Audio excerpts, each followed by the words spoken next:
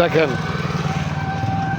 এই যে লোকটা, আপনারা অবশ্যই এর বাবা মা কোথায়, বাড়ি কই, আমি ছবিটা ভিডিওতে নেটে ছাড়বো ফেসবুক এবং ইউটিউবে।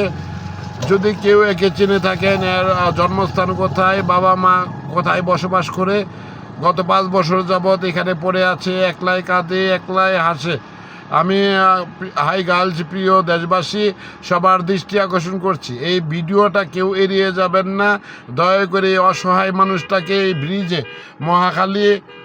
মহাখালী গড়কান্দা থেকে নাকগাঁও চার্লে যাওয়া রোডে, মহিলা রোডে ব্রিজের উপরে একটা টিন দিয়ে, উপরে কম্বল দিয়ে এইভাবে ফ্লোরে পড়ে আছে গত 5 বছর যাবৎ। শীত গেল, গরম গেল, প্রচণ্ড ঝড় বৃষ্টি সব তার উপর দিয়ে গেল, তিনি সহ্য করেই আছে। কোনো খাওয়া দাওয়ার খোঁজ নেই, কারোর সাথে কথা বলে না, একলাই হাসে, একলাই কাঁদে।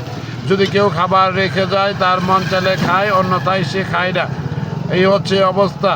তো এই মানুষটি অসহায় একটি মানুষ। কেউ বলে আল্লাহর ওলি, কেউ বলে দরবেশ, কেউ বলে ফেরেশতা।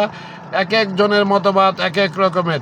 যদি কোনো দেখেন মুখ ঢেকে রেখেছে, আমি ক্যামেরা দিয়ে ভিডিও করছি।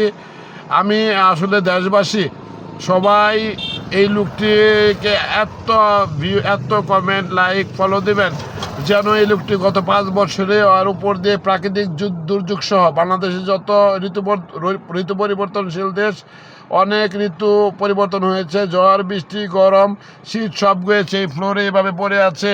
খাবার খোঁজ দেয়, বাবা মা বাড়ি করে খোঁজ দেয়, কারো বাড়িতে নিয়ে গেলেও থাকে না, খায় না, তো এইখানেই পড়ে থাকে। সন্ধ্যার সময় একলাই হাঁটে, কারোর সাথে কথা বলে না, এবং এলাকাবাসী তাকে খুব আদর করে। অনেক ভালো একটা মানুষ।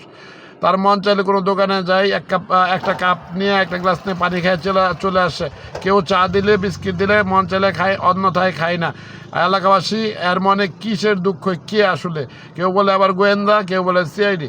আমি এলাকাবাসীর দৃষ্টি আকর্ষণ করছি, এই লোকটি অরিজিনাল ঠিকানা কোথায় এবং বাবা মা বাড়ি কোথায়, আপনারা অবশ্যই লাইক, কমেন্ট এবং ফলো দিয়ে এই ভিডিওটা ভাইরাল করে দিবেন, যেন এই লোকটি তার অরিজিনাল গন্তব্য বাবা মা আপনজনদের কাছে ফিরে যেতে পারে। এই আহ্বান ব্যক্ত করে, প্রত্যয় রেখে, বিশ্বাস রেখে দেশবাসীর কাছে আমি নূর মোহাম্মদ আল ওসমান, স্টাফ রিপোর্টার, দৈনিক স্বদেশ বিচিত্রা, এই মুহূর্তে নালতাবাড়ী উপজেলার মহাখালী মহিলা রোডে ব্রিজের উপরে এই পাগল মানুষটির কাছে ভিডিওতে আছি। দেখেন ভিডিও তার চেহারা নিতে দেয় না, সে এত কষ্ট কিসে, তার মুখ ঢেকে রেখেছে সাদা কাপড়ে।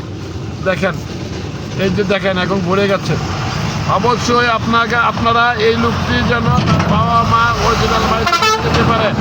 একজন মানুষ হিসেবে মানবাধিকার লঙ্ঘন করার কারো দায়িত্ব নেই। সবার উপর মানুষত্ব, তাহার উপর নাই।